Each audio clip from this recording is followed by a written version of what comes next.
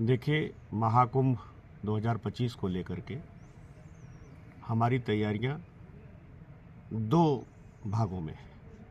प्रथम भाग वो है कि 12 जनवरी से लेकर के 28 फरवरी तक हम श्रद्धालु जिन मार्गों से आते जाते हैं, चाहे वो बांदा प्रयागराज मार्ग हो और चाहे करवी राजापुर मंझनपुर मार्ग हो, इन मार्गों पे लगातार ये ड्यूटियां हमारी 12 जनवरी से 28 फरवरी तक रहेंगी। इसमें हमने 4 स्थानों पे जो मध्य प्रदेश से हमारी सीमाओं से आवागमन होता है तो इंटर स्टेट बैरियर लगाए हैं, मोर्चे बनाए हैं।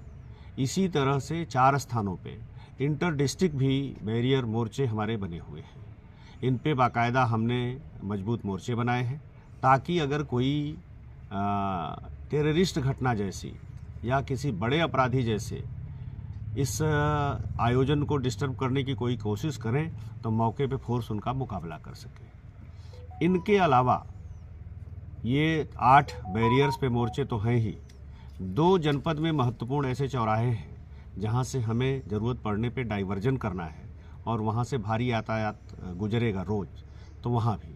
तो कुल मिलाकर के 10 जगह पे हमने मोर्चे बना रखे हैं और 8 स्थान ऐसे हैं जहां हमने बैरियर जिग जैग लगा करके मोर्चे के साथ फोर्स के रुकने का भी इंतजाम वहां किया है, पूरी व्यवस्था की है।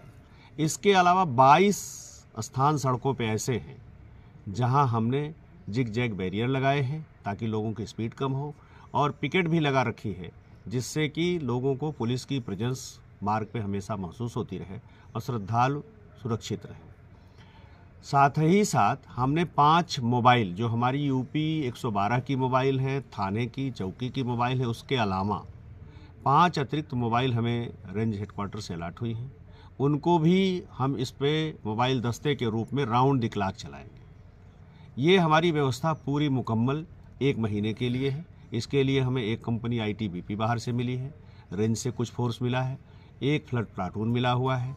साथ ही साथ इस महाकुंभ से जनपद चित्रकूट को ड्यूटी मुक्त कर दिया गया था, जिससे हमसे जो बल लिया जाना था वो बल हमसे नहीं लिया गया।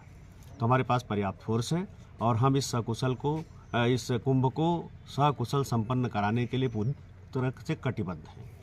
अगला चरण आता है कि ये 6 जो स्नान है, जिसे अमृत स्नान अब कहा जा रहा है, पहले शाही स्नान कहा जाता था, तो ये 6 अमृत स्नान पर भी हम अपने यहाँ वही व्यवस्था जो रूट की है उसके अलावा, चूँकि चित्रकूट भी एक पवित्र नगरी है और जो महाकुंभ में आएगा वो चाहेगा कि भगवान राम की तपोभूमि के भी दर्शन कर ले, तो इस नाते आते हैं लोग। साथ ही साथ बुंदेलखंड की परंपरा है कि जो प्रयाग में स्नान करता है वो आके माँ मंदाकिनी में भी स्नान करता है और परिक्रमा भी करता है कामता नाथ जी की।